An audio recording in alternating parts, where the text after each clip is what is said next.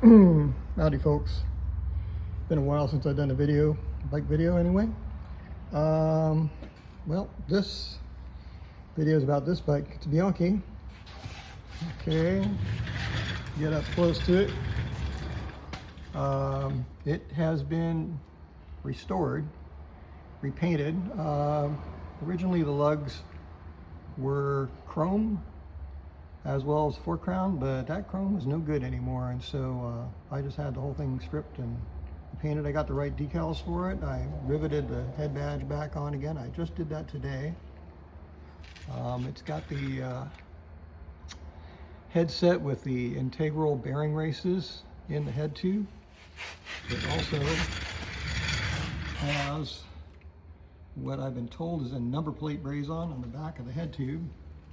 Oh, looks like I need one more top tube cable clip. Okay, what this is a Binachi team bike. I guess they call this a specialissima. It's not entirely original in terms of its components. It's close. It's got the Grand Sport rear derailleur and Valentino front. This crank set might be a little modern for it, but it's old pattern Campagnolo bolt circle with the big square arms. You know, they're not as svelte as the ones that came later.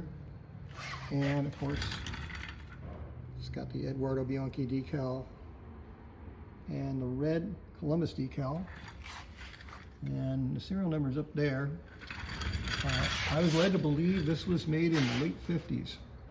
I got it in about 1977, maybe 78, before I'd ever built a frame. So this bike I've had longer than any bike that I have in my collection. When I got it, I just got it as a frame, and it didn't have anything else on it. I got it from a friend who knew of its existence at a house garage of a guy who was building frames in the Central Valley near Fresno. I think his last name was Turner. I think he was very old when I bought this. Okay, so I haven't glued the tires on yet. That's why it looks like a real clean glue job. It's very clean because there's no glue. Yeah, I put together some wheels with some, well, it looks like I got a Fiamme yellow on the front. Looks like I got a Fiamme red label on the back. Used rims. I used rims. I normally don't, but a bike like this kind of had to do it. Let's see, does this have the open C? Oh, yes. Look at that. Open C. Ancient shifters. So, yeah, I guess that's a plus. This is a weird saddle. It's a BIM. It's probably not going to be real comfortable. I'm going to be riding this bike on the 27th. There's some sort of antique bike ride. So, and most of the riders are antiques too, including myself, because by then I will be 70 years old. So, yeah, perfect. Somebody did some work to this seat post. Could have been Peter Johnson. It got all tapered down and weird looking.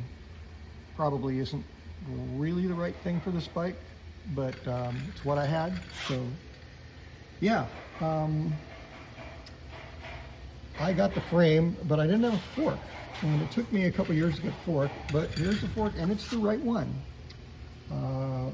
I knew this guy, bike racer, famous bike racer by the name of Lawrence Malone, and I told him I had this frame, but I didn't have a fork. He says, oh, I have a fork for that, and I don't have a frame, so if you want to buy the fork. So he sold it to me. Came in the shop like a week later, and there it was, $40. So I bought it. It had a pretty good dent in one of the blades, and I guess it wasn't straight because I put the bike together and rode it around, and it never rode straight. And I wasn't really sure whether it was the frame or was the fork. But in later life, I think it was about 6 years ago, I took out the fork and went, I'm gonna fix this thing. And I straightened the fork, and now it rides nice and straight. So I'm looking forward to riding it again. I actually haven't ridden it since I took it apart. Had it repainted. That was probably 6 or 7 years ago. So yeah, this bike's had a lot of idle time. But I actually did my longest bike tour on this bike.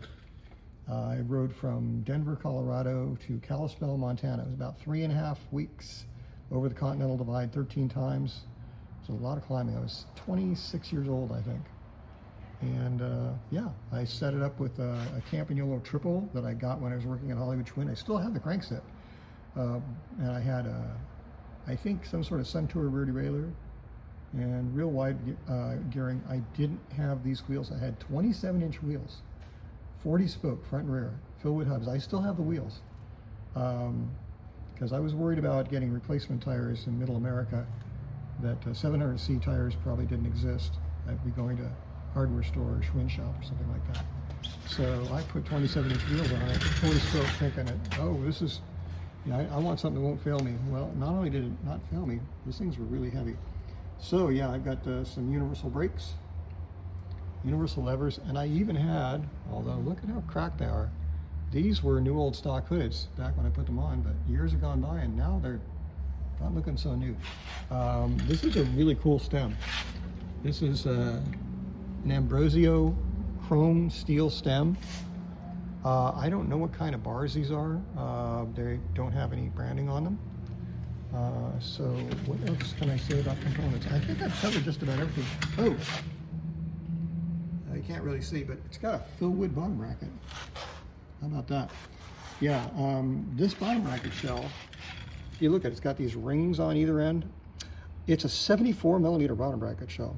It's unique to Bianchi's, and I have a bottom bracket. I have a spindle. It says Campagnolo 74SS 120 on it. It's up in my loft somewhere, but I decided to use this fill wood bottom bracket just to make it so I didn't have to worry about adjusting it.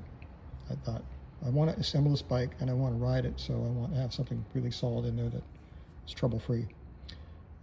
Nothing against Campagnolo bottom brackets, but that bottom bracket I had has got to be like 50 or 60 years old. I mean, this bike is as old as me, and I'm about to turn 70, so there you go. Bianchi Specialissima, somewhere in the 50s. I'm thinking, I just call it a 1955, like my birth year, because I think that's about right. So it's like, you know, kind of from the Fausto Coppi era, you know, latter part of his career. But yeah, I mean, the lugwork is pretty refined for a bike like this. And because of the number plate braze-on, I was told this was a team bike, so it's kind of a cut above. It's a pretty exotic bike, but you know, it's not original and it's been repainted, and you know, these are the same decals that it had on it. I looked them up and I found a supplier that had them, and I put them in the same place where the original decals on the bike were, because when I got it, it had original paint on it.